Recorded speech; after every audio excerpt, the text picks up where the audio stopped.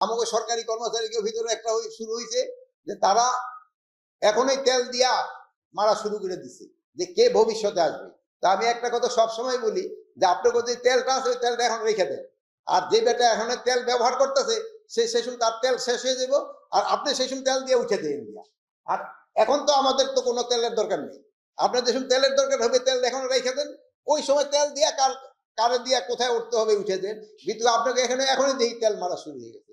এখনই দেখি যে কোনো নেতা যদি আসে আমাকে অফিসে, আমাদের একজন এডিশনাল সেক্রেটারি, একজন জয়েন্ট সেক্রেটারি, নাহলে একজন ডেপুটি সেক্রেটারি তার পাশে পাশে হাঁটা এখনই শুরু করে দিছে। বাট এটা this is a very bad side. যদি আপনার লেভেলে হয় না, এটা উপরের লেভেলে খুব বেশি হচ্ছে।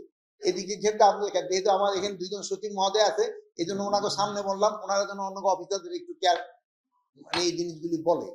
এগুলি আমরা অনেক সময় একটা অস্বস্তিকর পরিবেশ পরিস্থিতি বলি যে সব সমস্যার সমাধান তো এক একটা মন্ত্রণালয় এক এখন অনেক ওয়াটার রিসোর্সে যদি কোনো সমস্যা থাকে এটা আমার পক্ষে সমাধান করা সম্ভব নয়, দেখা যায় ওইটা নিয়েও আইসা আমাদের এখানে এসে হাজির হয়।